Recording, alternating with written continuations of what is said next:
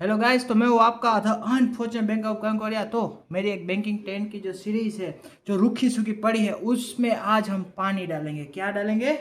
पानी। तो मैं आज आपके लिए लाया हूँ 5 न्यू चैप्टर एरिथमेटिक के, जो आपको देंगे 5। हेलो गाइस, तो न्यू टॉपिक स्टार्ट करो उससे पहले मेरा जो एक पुराना टॉपिक था सिंपल इंटरेस्ट, उसके बारे में थोड़ा प्रीव्यू दे देता हूँ। सिंपल इंटरेस्ट क्या था?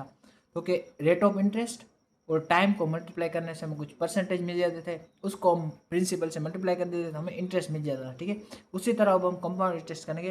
तो कंपाउंड इंटरेस्ट अभी हम स्टार्ट कर रहे हैं। ठीक है, चलो चले रहिए मेरे साथ। कंपाउंड इंटरेस्ट क्या है कि आपको जो इंटरेस्ट मिला है उस पर भी आपको इंटरेस्ट मिल रहा है, उसको बोलते हैं कंपाउंड इंटरेस्ट। ओके, तो अब हम एग्जाम्पल से समझते हैं। तो क्या, 100 रुपये अपने सिंपल इंटरेस्ट पे डाले 10% रेट पे 2 साल के लिए।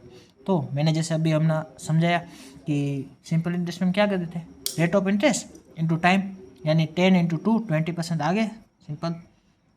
अब हम इसका CI निकाल रहे हैं, कंपाउंड इंटरेस्ट। देखो, 100 रुपये पे 10%, यानी 10 रुपये में इंटरेस्ट मिला।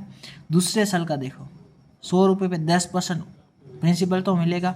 अब जो हमें 10 रुपये इंटरेस्ट मिला था पहले, उस पर भी हमें 10% मिलेगा, यानी 1 रुपया, यानी टोटल 21% हुए, बताया। ओके, अब हमें कंपाउंड इंटरेस्ट में कितना ज़्यादा मिलता है वो देखते हैं। तो 21 माइनस 20 यानी 1% ज़्यादा मिलता है। देखो, कंपाउंड इंटरेस्ट में इतना होता है। अब देखो, मैं तुम्हें यहाँ पे वो चीज़ें समझा रहा हूँ जो हमें यूज़ करनी है। ओके, बाकी कंसेप्ट तो बहुत सारे हैं, मैं सारे नहीं करवाना चाहता, क्योंकि ज़्यादा कराऊंगा तो आप कंफ्यूज होंगे। तो जितना यूज़ हो रहा है वही करते हैं। ठीक है, अब देखो, हमें 2 साल का कंपाउंड इंटरेस्ट चाहिए 20% पे, तो हम कैसे निकालेंगे? देखो, तो मैंने पहले 20 लिखा, फिर दूसरे साल पे 20 प्लस 20 इंटू 20 डिवाइड बाई 100।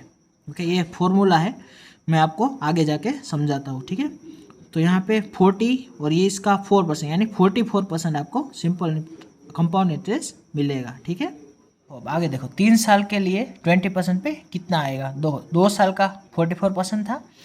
अब थर्ड ईयर का हम फाइंड करते हैं, तो हम क्या करेंगे, 44 plus 20 plus 44 into 20 divide by 100, यानी 64 प्लस 8.8 यानी 72.8%। देखो, अगर तुम सिंपल इंटरेस्ट पे रखते तो तुम्हें कितना मिलता? 60%। कंपाउंड इंटरेस्ट पे रखा तो तुम्हें कितना मिला? 72.8%।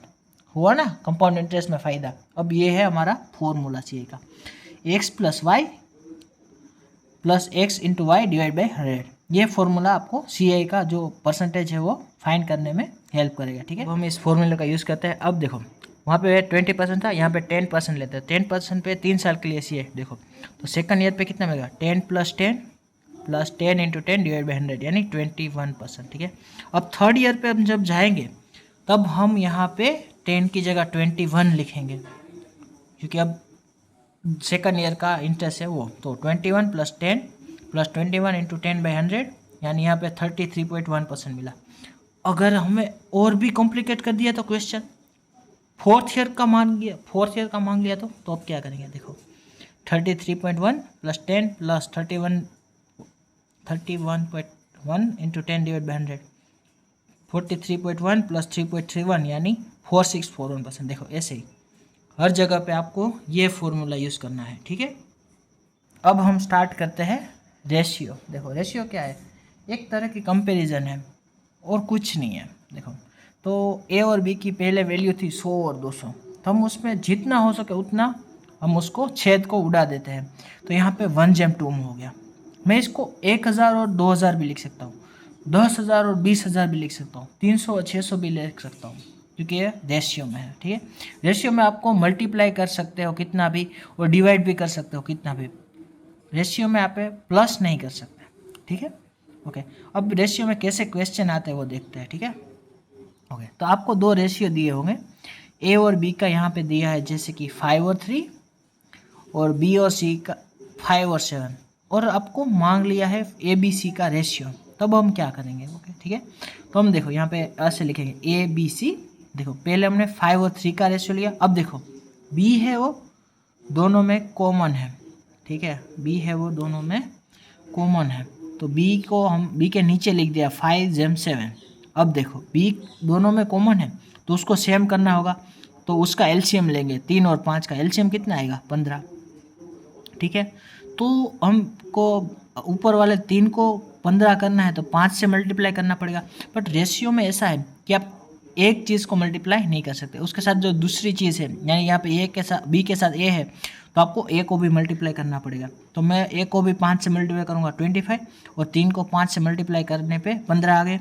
अब देखो, अब नीचे कितना है, 5 है, उसको भी 15 करने पड़ेंगे, उसको भी 3 से मल्टीप्लाई करना पड़ेगा, तब 15 हो गए। तो उसको बी को मल्टीप्लाई करोगे तो आपको सी को भी करना ही पड़ेगा, तो उसको भी 3 से करो, 3 × 7 यानी 21%। तो हमारा जो फाइनल रेशियो आया वो 25, मतलब ए बी सी का 25, 15 और 21 आएगा। ठीक है, अब आते हैं परसेंटेज पे। परसेंटेज क्या है? कुछ नहीं है। परसेंटेज किसी भी नंबर, किसी का भी परसेंटेज उड़ाना है, 100 से डिवाइड कर दो, परसेंटेज उड़ जाएगा। ठीक है, परसेंटेज में और कुछ नहीं है, इतना ही है यार, यही कंसेप्ट है, इसमें और कुछ समझना नहीं है। ओके, पार्टनरशिप में कुछ नहीं है।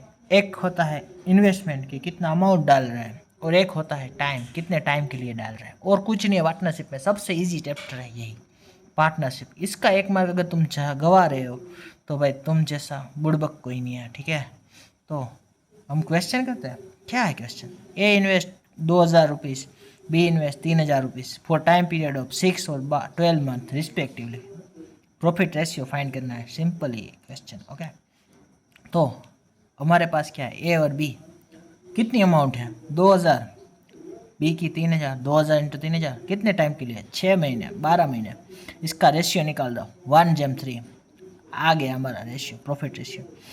देखो इतना इजी तो नहीं है ना, ये तो मैं बस तुम्हें समझा रहा था। अब क्या गया, तुम्हें टोटल प्रॉफिट दे दिया होगा, तो ए बी का फाइंड करने को। तो अब मैं इस क्वेश्चन में प्रॉफिट ऐड करता हूँ कि 8000 रुपये टोटल प्रॉफिट है, तो ए और बी को कितना प्रॉफिट मिलेगा। तो हमें ये 8000 है, उसको ये जो 1/3 रेशियो है, 1 और 3 यानी 4 हुए, तो 8000 को 4 से डिवाइड करेंगे तो 1 यूनिट की वैल्यू 2000 मिलेगी। अब हम इसको मल्टीप्लाई कर देंगे तो हमें प्रॉफिट मिल जाएगा। ठीक है, ए को 2000 से मल्टीप्लाई करो 2000, बी को 2000 को 3 से करो 6000, ए को 2000 मिलेगा, बी को 6000 मिलेगा। देखो तुम बैंकिंग की प्रिपरेशन कर रहे हो, तो मैं इतना तो मान के चल रहा हूँ कि ईजी चीज़ें आपको समझ आ रही है। समझ नहीं आ रही है तो कमेंट में बोलना, दूसरी बार अच्छे से समझाऊंगा। ठीक है, ओके। अब एक और कंसेप्ट आता है वर्किंग पार्टनर। वर्किंग पार्टनर के क्वेश्चन आते हैं पार्टनरशिप में। उसमें क्या है पता है तुम्हें? इसमें ऐसा है कि वो कोई सैलरी दे रहे हैं या प्रॉफिट में कुछ परसेंटेज दे देते हैं, उसको वर्किंग पार्टनर बोलते हैं। ठीक है, ठीक है, ओके। तो अब क्या है, क्वेश्चन एग्जांपल देता हूँ कि कुछ परसेंट सैलरी देते हैं। यहाँ पे मैंने 20% वर्किंग पार्टनर को देंगे ये सैलरी। तो अब जो 80% बचा है उसमें से अब वो प्रॉफिट परसेंटेज का जो रेशियो होगा उसमें बांटेंगे। ठीक है, ओके। तो यहाँ पे क्या था, यहाँ पे 1/3 में था ना, तो ये 100% बटा, तो एक को 25% मिला, एक को 75% मिला। बट वर्किंग पार्टनर वाले केस में 100 का अभी 80% हो जाएगा, और फिर 1/3 में बटेगा 80% का, यानी 20 और 60। और जो ये वर्किंग पार्टनर है उसको ये 20% ज़्यादा मिलेगा। तो हम समझ लेते हैं बी वर्किंग पार्टनर है तो उसको 80% मिलेगा और ए को 20% मिलेगा। ठीक है, ऐसे। बाकी हम जब क्वेश्चन करेंगे तब समझिए। ठीक है, एलिगेशन कब आता है? जब कोई दो रेशियो दिए हो, उसमें दोनों चीज़ें ऐड होती है और हमें नया रेशियो मिलता है, तब एलिगेशन यूज़ होता है। अब देखो यहाँ पे दो रेशियो है, ए और बी 3:2। अब क्या किया, ए में कुछ 20 ऐड किया और बी में 10 ऐड किया है, तो हमारा जो रेशियो आया है वो 7:4 आ गया है। तो हमें इनिशियल क्वांटिटी फाइंड करनी ए और बी की, तो अब हम यहाँ पे एलिगेशन सीखते हैं। देखो एलिगेशन क्या है, देखो तो जो फर्स्ट इनिशियल रेशियो उसको हम पहले लिखेंगे 3:2, आफ्टर वाला उसके नीचे लिखेंगे 7/4। ओके, अब ए में 20 ऐड हुआ है यानी +20, बी में 10 ऐड हुआ है यानी +10। ठीक है, अब देखो यहाँ पे हम क्रॉस मल्टीप्लाई करेंगे, तो पहले 3 को 4 से यानी 12, 7 को 2 से यानी 14। ठीक है, और फिर अब हम करेंगे 7 को 10 से यानी 70 और 20 को 4 से यानी 80। अब हमें क्या, -2 = -10। एक यूनिट की वैल्यू हमें 5 मिली। अब हमें जो ये एक यूनिट की वैल्यू मिली है, ये जो हमारा इनिशियल रेशियो होगा उस पे लगेगी, तो ये 5 है यहाँ पे लगेगा, यानी हमें वैल्यू मिलेगी 15 और 10। याद रखना यहाँ पे जो वैल्यू मिल रही है वो हमारा फर्स्ट जो रेशियो है उसका ही मिलेगी, उस यूनिट की वैल्यू मिलेगी। तो हमारा टोटल मिक्सचर है वो 25 लीटर है। ओके, मिक्सचर है ये, कोई भी होगा, एज होगा। अब ये कहाँ पे यूज़ होता है? ये आपको मिक्सचर में, एज में, हर जगह यूज़ होता है, ठीक है। रेशियो जहाँ पे चेंज होगा क्वांटिटी ऐड करने से, वहाँ पे एलिगेशन यूज़ होगा, ठीक है। ओके, मिक्सचर एंड एलिगेशन, देखो इसमें कुछ नहीं होता, इसमें हमें 3 रूल्स बस याद रखने हैं। पहला रूल, मिक्सचर को रिमूव करते हो तो रेशियो चेंज नहीं होगा। मतलब अब देखो एक एग्जांपल दिया, A has milk and water in the ratio of 3:5। Okay, तो अब हमने 24 लीटर मिक्सचर को आउट कर दिया तो उसका रेशियो चेंज नहीं होगा, ठीक है। अब सेकंड रूल पे आते हैं। सेकंड रूल क्या कहता है? One quantity of added ratio will change it. अगर एक चीज़ क्वांटिटी ऐड करते हैं, यहाँ कि अब मिल्क या वाटर हम ऐड करते हैं और रेशियो चेंज होता है, तब की बात है, ठीक है। उस केस में हम क्या करेंगे? Example, milk and water in the ratio of 3:5, 10 litre milk added, the new ratio was 11:10। Initial quantity हमें फाइंड करनी है मिक्सचर की।